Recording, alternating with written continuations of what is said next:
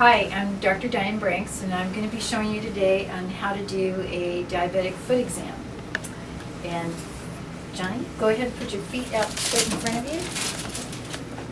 you. And the first thing you're going to do is be checking the feet for temperature and just a general exam to check for temperature changes from toes to heel, looking for any contractures of the toes and calluses, any fissures between the toes for fungus, because any fissures are, of course, a source of bacterial introduction and causing cellulitis. So you just look, you feel, your hands will feel about anything up to a 3-degree temperature difference. If they're cold, that may be a sign of circulation problems. If they're hot, it could be a sign of fracture, infection. So that's what you're generally looking for.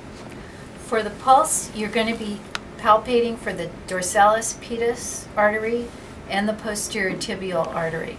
To find the dorsalis pedis artery, you can extend the toe and see the bowing of the tendon here, and you're going to go lateral to that and feel for a pulse.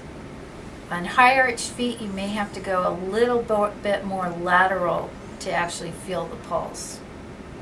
And she's got a very strong dorsalis pedis, and I would grade that a 2 out of 4. For the posterior tibial artery, you go medial to the medial malleolus, slide your hand a little posterior, and then press in. If you have a hard time feeling, you can even invert the foot and press in. And anybody with swelling, you may need to push the swelling out in order to actually feel the artery. And again, she has a 2 over 4. The next thing you'll be doing is taking your monofilament. And you're going to be feeling for what's called protective sensation of the foot. What you'll be doing is touching different random patterns on the foot. And just to show you what you're going to be actually doing is you're going to be touching the monofilament to the toe, allowing the monofilament to bend, and then release. And you should be touching at about 1 to 1.5 seconds. Okay, but in order to do this test, the patient cannot be licking. So what you'll be doing is asking your patient to close their eyes during this test. But first you want to have them know what this feels like. So you're going to tell them that you're going to be touching their foot in different areas, and you're going to test their hand first so that they're not scared that they'll get hurt from this test. And you'll just touch different areas. And what you're going to be doing is telling me yes every time you feel me touch you like that on your foot. So if you can please close your eyes and tell me yes when you feel me touch you. Yes.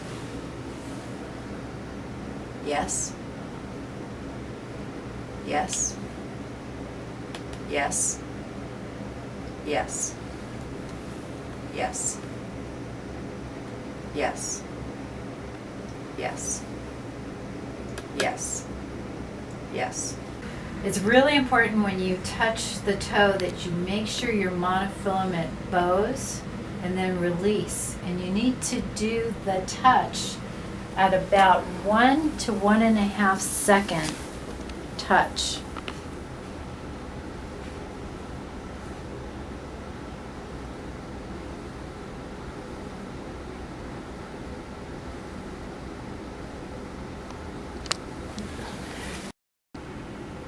When you're doing your visual exam, you're basically going to be just looking at the foot.